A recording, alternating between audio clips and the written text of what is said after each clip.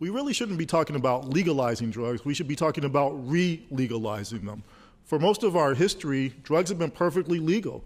You could go into a drugstore in the 1800s and buy opium.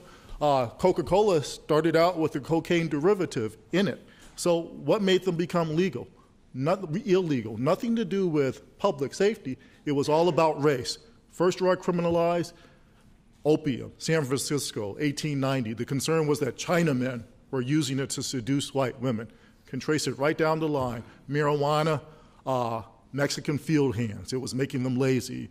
With blacks, it was that cocainized Negroes were running rampant in the South. So our war on drugs is about race through and through. It always has been, and it is right now. But Paul, you're saying that is the sole motive for it? I don't think that that's the only motive, but I think that when we look historically at how the drug laws have been used, what happens to white people who use drugs? Let me let the other side respond to this. Methamphetamine, that's predominantly a white drug, that enforcement efforts across mid-America is directed at that. But why don't prisons look like America then? That's not race-based. That is across the board of somebody who is engaged in methamphetamine production. That's who the prosecution's about.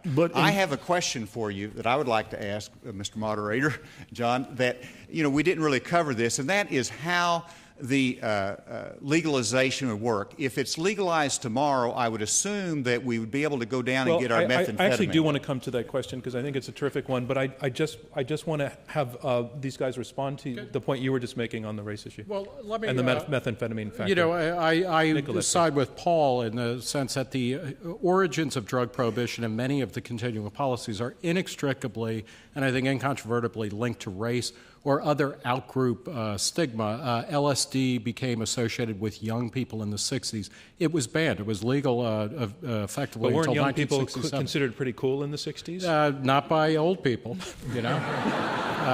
And the same thing happened with ecstasy. How many of you, if you're over 50, you had the opportunity to use ecstasy legally until 1986. It was then demonized as a youth drug. First, one that made you antisocial, then one that made you pro-social, and you'd go out to a rave and have sex all night or dehydrate. But more importantly, hydration is very important. It's, it's the skin. More importantly, we need to dial back the hysteria. So, for instance, I just want to focus on one point Nick, that Asa was making. Wait, methamphetamine, 0.1% of people in America report having used it in the past 30 days.